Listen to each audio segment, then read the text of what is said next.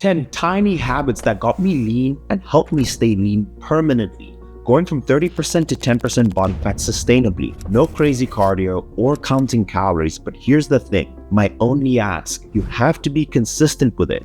You don't have to do all 10 habits or just even one perfectly. You just need to be getting 1% better every day.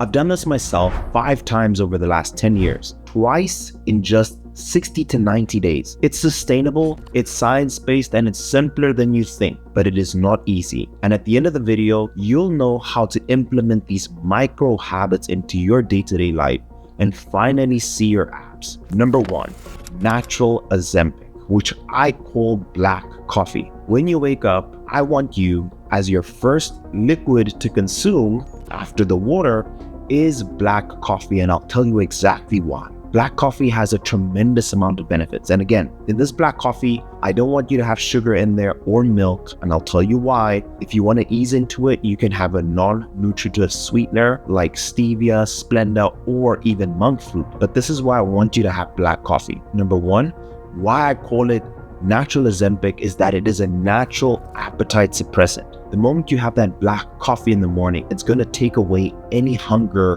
or cravings that you may have, consequently helping you get into a caloric deficit. Black coffee also shows to help you in terms of your performance output. You'll actually train harder if you're deciding to go to the gym. But what I've noticed drinking a black coffee in the morning, it helps me with being awake, it helps me with being alert, and it allows me to just burn more calories because I move around more quicker. So there's so many benefits to drinking this black coffee. And another massive benefit is that after you wake up, your insulin levels are low. And the way you want to think of it is if your insulin is high, you're storing fat. If your insulin is low, you're more likely to be burning fat, and black coffee will not spike your insulin. This is why I say you want to avoid having the milk or sugar in there, because that will spike your insulin levels. Research has even shown that it's a lipolytic. It helps you burn more fat. Every time I've gone through a dieting phase, when I don't have a black coffee, I'll eat more calories, and when I do, I'll eat so much less, which takes me into the second habit, that is a micro habit. What I want you to focus on first is not what you eat, but when you eat. And for a lot of people, just having an on and off button of when you eat makes life so much more simpler. And over the last 10 years, I could have never gotten lean without implementing intermittent fasting. I need it in my system, and my clients do as well. So all I want you to do is to decide, I'm eating at this time and I'm stopping to eat at this time. This will naturally limit your caloric intake. For example, if you eat the entire day, and that's one version of you, and the second version of you only decides to eat within an 8-hour window period, which one is going to eat less? So simply just doing this is beneficial. But not only that, without going into the details, when you're doing a form of fasting, you'll have better brain clarity. You will be more productive because you don't have those glucose spikes that are going to make you feel sleepy when you have a carbohydrate. You're going to be eating less calories. It's also going to allow your body to naturally heal itself. Your gut heals itself. All the aspects of your body where you're not feeding food heals itself. Your body even goes through a thing called autophagy, where your cellular components are being repaired because you're in a fasting window. So I highly recommend doing what I call progressive fasting. Let's say you're starting off and you want to start fasting for 12 hours and then going into a 14-hour fast, and then the classic 16-8. In my experience, just simply having the smaller eating window will limit my caloric intake dramatically, helping me stay lean. Number 1 and number 2 of my micro habits incorporated to each other is that I'll wake up in the morning and I'll have a black coffee about 1 hour after waking up. And then by midday, by 12 o'clock, I'll have another cup of black coffee, which will help me extend my fast even more. And I have even fasted as long as 20 hours on average per day when I'm eating very little calories as I've progressively fasted.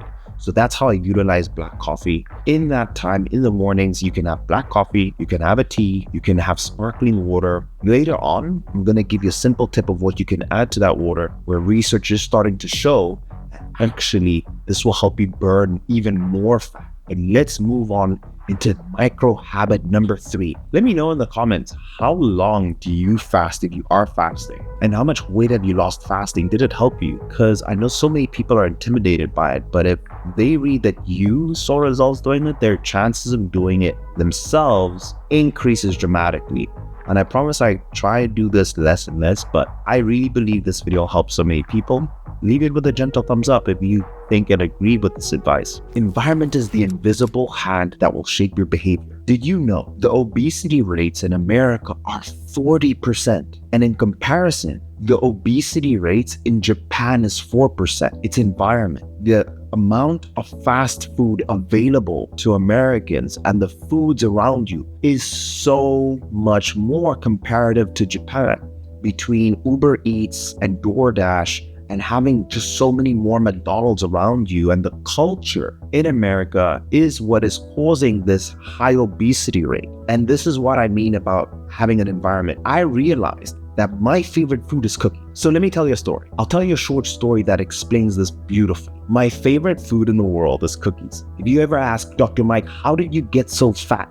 That was because of cookies. I even have a video of me bathing in Oreos. It was my thing. When I left my parents' home, I realized that I developed this love for cookies and sweets from my dad.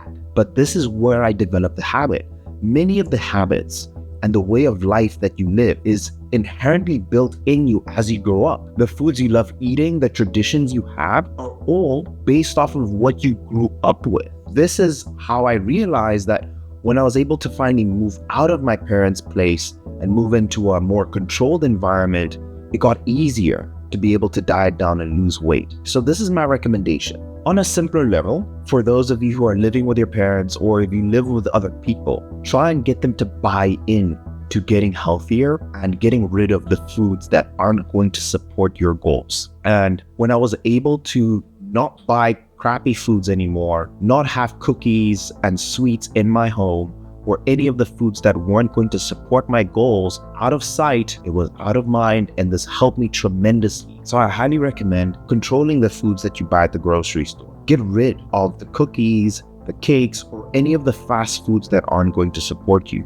Have your family buy into the entire idea. And being able to control all these things, this invisible hand, it will shape your behavior, which moves me into micro habit number 4. Distance yourself from the wrong people. If you want to drink less alcohol, distance yourself from your friends who are always drinking alcohol. If you want to go out and eat less food that aren't going to support your goals, distance yourself from those people always inviting you out. And in reality, when I built this YouTube channel, when I bought my first camera, I lost the most amount of friends because I became less social in the sense that when I was invited to the clubs to go and party, when I was invited to go out and eat all the time, I said no more often. And in hindsight, I realized this was a form of discipline, but distancing myself from the people that weren't supporting my goals made things so much easier. Although I made the decision to cut off these people, I gained a lot of individuals in my life that I wanted to be more like, that really elevated me. And this is where the saying comes,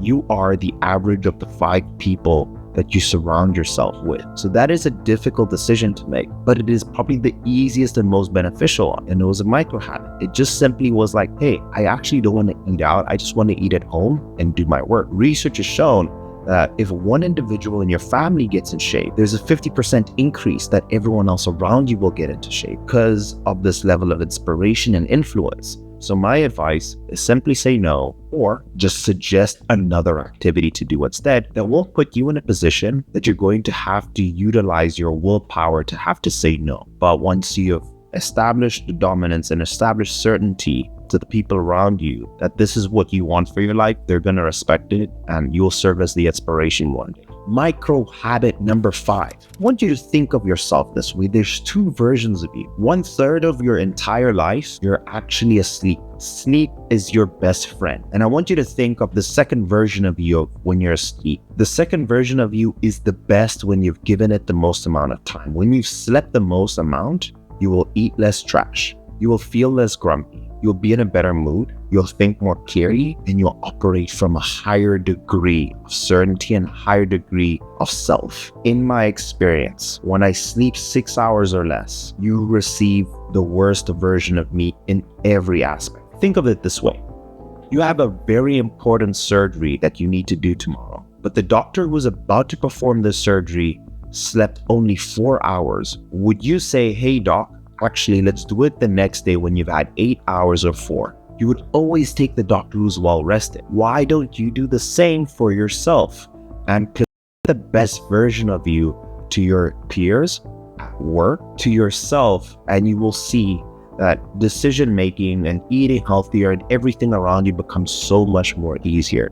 Sleeping is single-handedly the most fundamental thing that you can do to make yourself lean. And it's that simple. It's just sleep more. That's all you need to do. Now, of course, these are the steps that you can take to be able to sleep more. Is number 1, view yourself as a pro sleeper. Number 2, we're creatures of habit. Make a firm decision of when you want to sleep and when you want to wake up. This way it is planned. Number 3, stop having caffeine close to your bed. Don't drink coffee at night thinking that you're going to get a good night's rest. Research even shows individuals who can fall asleep with caffeine in their system do not get deep sleep. And it is in that deep sleep where you actually receive all of the benefits of sleeping. So at least 10 hours before sleeping is when you should stop having your last coffee. So if you're trying to get to bed at 10 p.m., 12 o'clock is your last time. And this is backed by science because caffeine has a half-life of 6 hours. If you have a meal, although you've finished chewing, your body is then starting the process of breaking down that food. Your body is sending blood to your entire intestinal system to digest and break down the components of all that food. You don't want this to be happening while you're trying to rest your body because the inside of your body will be working in simple terms. So 3 hours before bed, you want to have your last meal so that when you get to bed, your gut and your stomach isn't actively trying to break down all this food that you just put in. And then 2 hours before bed, you want to say, hey, you know what? I'm not going to have any more drinks. I'll maybe sip so I don't wake up to go and pee at night, because what you'd be doing is disrupting this beautiful harvesting system that is happening while you're asleep, getting all this testosterone that you need, getting all the growth hormone that you need, and all the benefits that's required. Sleep is your best friend. Micro habit number 6. And this is probably the most difficult thing that I've seen people do, but I've been doing this for 10 years. And when I see this happen, I see so many people wipe the weight off. It comes melting off and it stays off. Even if you travel, even if things become a bit more challenging in your lifestyle, maybe you have to shift your focus to taking care of your baby, or your business is becoming a little bit more demanding. But when you do this one thing, it is a game changer. I call it the 15,000 step rule. With my clients that I've worked with, we will slowly creep up to 15,000, and things will start moving when we go from 8 to 9 to 10. Why I always do this is that having a stepwise manner of increasing your activity makes it more sustainable. It's less strain on your body. It's like me saying, hey, run a marathon. But slowly working my way up with my clients to 15,000 allows them to find intelligent ways to make 15,000 just habitual. They just start standing up more. They're just more active people naturally because you're slowly turning up the volume. And now, I know you may be saying, who has time for 15,000 steps? But I'm going to show you how easy it is. So it's just math. It's a math game. 10 minutes of walking will give you 1,000 steps. Okay, I'll have a meal and then I'll just walk outside with my wife and my kids. I'll go on a 1-hour walk. That's 6,000 steps already. You're over a third of the way to your 15,000 steps. And let's say, you know what, you like how you feel so much more. You decide actually in the mornings, I'll wake up another hour earlier and I'll walk for an hour before doing anything else in the morning. All you do is just walk for an hour. That's another 6,000 steps. So an hour in the morning, just as your exercise, and then you take an hour walk with your family in the evening. That already gives you 12,000 steps. If you then decide, you know what, I'm gonna walk to the gym and walk back. Let's say your gym is 15 minutes away, 1,500 steps there, 1,500 steps back. That being said, I've always found that my clients become a lot more active. They have a standing desk, they buy a walking pad for their offices, they decide to walk more to the grocery store. I even sometimes set the rule for myself, like, hey, Mike, the moment I touch my phone, if I touch my phone, I have the habit of standing up. So you can set small, intelligent, cool tricks in your brain to gamify this walking. If I want to watch a YouTube video, I will get on the treadmill. And this is what we call habit stacking. And this is associating a task that you love doing with a task you should be doing, but just get 15,000 steps. I even have this app called Pedometer Plus, and it shows me how many steps I'm supposed to get. and you see it went from red to orange, and it is a nice reminder telling me, hey, Mike, you need to move a little bit more. But if you hit 15,000 steps, you don't need to go to the gym necessarily.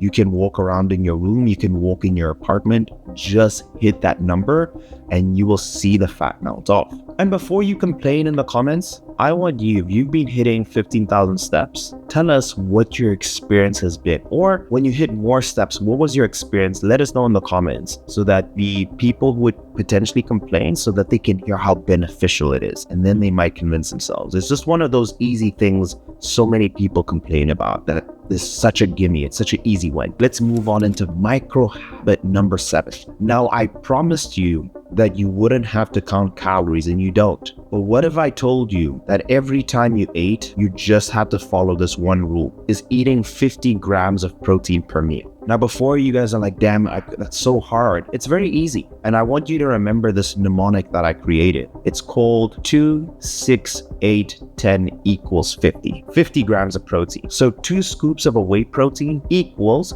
50 grams of protein. So if you put 2 scoops of any whey protein, it will give you 50 grams of protein. 6. If you eat 6 ounces of cooked chicken breast, it'll give you 50 grams of protein. 8. If you eat 8 ounces of cooked steak, and especially the steaks that end in the loin, sirloin, strip loin, tenderloin, all of those are the lean proteins. Those are amazing for you. They will give you 50 grams of protein. 10 ounces of any white fish will give you 50 grams of protein. Now you have the formula of hitting 50 grams of protein. So let's say you wake up and you're like, okay, I'm in a hurry. I need to go to work. Just take 2 scoops of protein. Just put it in a shake and go to work, and then have it with water or with milk, or have it in your oats. Let's say you get to work. I know at 7-Elevens, they sell these chicken breasts in a little packet. All you need to have is 6 ounces of those chicken breasts. You can even just bite it. I was doing this at Formula One in Singapore. I was just going to their 7-Eleven in between the race, and I would just eat that, and I made sure that I hit 50 grams of protein. I'm going to tell you the benefits of doing this. Protein is the world's natural appetite suppressant. It's also what I call a natural Ozempic. It'll make you feel full. You've never heard someone say, I got fat off of drinking protein shakes, chicken breast, steak, or fish. You'll never hear it, because it's going to make you feel full, consequently putting you in a caloric deficit. The second thing it's going to help you with, it's going to help you build muscle. Protein is the building blocks of building muscle. You need to think of it as the cement to your muscle. So having more protein will help you. Another thing that protein helps you do is boost your metabolism. A thing it does is that it increases your thermic effect of food, which is the sexiest way of saying your body needs more calories to break down protein compared to carbs and fats. So you'll burn more calories trying to digest that protein. And think about it, when you chew a steak compared to chewing rice, it takes you much longer to chew on that steak. And just having that simple habit becomes the calorie counter for you. It helps you build muscle. It makes you full of all the things you need to lose more fat. And if you do this, it'll make it easy. And just a pro tip for you, again, remember 1 gram of protein per pound of body weight is what you need. So if you're 200 pounds, then you just need to hit 4 meals of 50 grams, right? 4 times 50 is 200. Micro habit number 8 is get a coach. And specifically, if you can, a coach that you respect and that you don't want to let down. One way that I found that has improved my life dramatically, and I learned this becoming a doctor, when I struggled at a subject, I got a tutor. I got a coach who could show me how to learn things quicker. In medical school, a very difficult topic was obstetrics and gynae. All my doctors know how tough that subject is. I got a tutor. Right now in my life, I have a coach for my YouTube channel. I have a coach for my business. I have a coach for my health. And what coaches do is that, number 1, they provide a level of objectivity. They take away all your emotion and they can look at you from a bird's eye view and tell you, hey, this is the map you need. Go left, go right, so you can get to your final destination. The second benefit of the coach is that they've done what you desire, so they know all the mistakes and all the potential pitfalls that you can reach, and they will allow you to get the quickest way to your desired result. My wife has a coach, and even my mom, I got her a coach. And when she finally started working with the coach that I gave her from my company, Scope by Science, but it allows you to get the quickest results because You can rely on the experience and the knowledge and the motivation of somebody helping you. Think of athletes. Athletes have multiple coaches. Patrick Mahomes, LeBron James, Tom Brady, Michael Jordan. Everybody has a coach, so why don't you?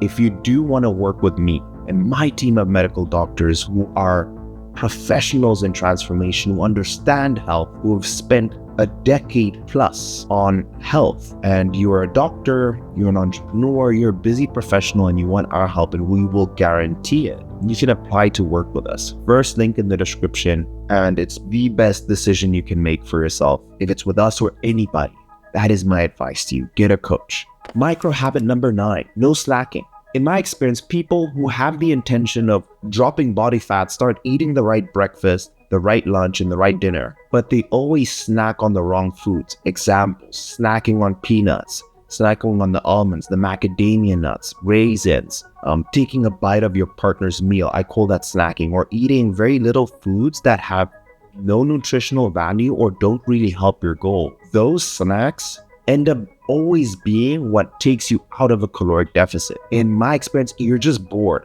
You're not really hungry. And instead of snacking, I get it. If you're hungry, actually have a full meal. Have a real meal. If you're like, I want to eat something, have a real meal. And you will see that you won't eat so much. So just setting the simple rule of no snacking, and if you are hungry, eat a full meal, you'll notice that you're not eating these unnecessary empty calories that end up preventing you from being in a caloric deficit. So cut out all snacking. Habit number 10. This is going to be a tough one, but if you need it, and this is why I've put it at 10, it will make a massive difference. It's about 2.5 years since I've had my last drink of alcohol. The way I see alcohol now, maybe I'll drink one day in the future, but I personally do not see any benefit of drinking. Why? I can laugh with people without it. I can make jokes. I can be my true self without it. Usually I'll only have one where I really get the benefit. I'll have one drink and then after that it's downhill. But the cons of drinking far outweigh the pros. I typically will lose a day because I'm hungover. I'll maybe regret the things I said, or I don't like seeing that version of myself with drinking alcohol. It's empty calories. The days I drink and the days most people drink, on that day and the day after, if you're suffering from a hangover, you're usually making 2 days worth of poor decisions. And it's usually the gateway to giving up on the goals you want, because you'll be like, you know what, I'll restart again later, or let me just give me a week, let me recover. And drinking is usually it's a gateway to poor decisions, and it can hit your confidence. That's something people don't consider. When you drink and then you fail, it hits your confidence because you stop trusting yourself. You say that you won't drink, then you do. It is just a very slippery slope. So my recommendation at the very least is see what happens when you don't drink for 30 days. You save yourself on the extra calories from the alcohol and the liquids, but not only that, it doesn't take a chip, or it doesn't chip your willpower and your self-discipline. And you become so proud of yourself, and you actually realize there's a 2.0 version of yourself on the other side of not drinking. So much more clarity, health, performance. The benefits of me not drinking versus drinking is tremendous. And so many of my clients feel this way, because what I usually say is at least give me 2 weeks with no alcohol. And in most of their cases, because sometimes their work will require alcohol, I'll say, okay, look, we'll reintroduce it after 2 weeks. They end up saying, you know what, Mike, I can go another week without it. So I highly recommend doing the micro habit of just not drinking. Simple, just say no. That's simple. I want to put some bonuses here for you. If you want to lose this weight, this tiny micro habit is, if you eat the same foods every day, it can make thinking about what food to eat every day more simple, but also at the same time, you reduce the variability. You reduce this, hey, my body needs to figure out what foods I need to eat, or am I really in a deficit or not? You don't have to spend your time trying to decide on what foods to eat. So I highly recommend, at least for a week or two, trying to eating the same foods every day. And research shows that people eat the 5, 7 to 10 meals. And let me know if you guys want me to make a video on this. This is micro habit number 12 that I'll add. There is research coming out of drinking vinegar for a meal, and it's showing that decrease your insulin spike. It can promote eating healthier and boost metabolism. Let me know if you guys want me to make a full-on video on this, because I know I've made a video on apple cider vinegar in the past, but research is showing that if you take a tablespoon of vinegar and you put it in a cup of water and you drink that before eating a meal, it spikes your insulin less, which means you won't be storing as much of the food that you're eating. But I'll leave the video there and let me know if you guys enjoyed this video. Very different. And this video here shows you meal plans, how to build your caloric deficit. It's gotten over 500,000 views in a month because people found it so valuable. See you in the next one.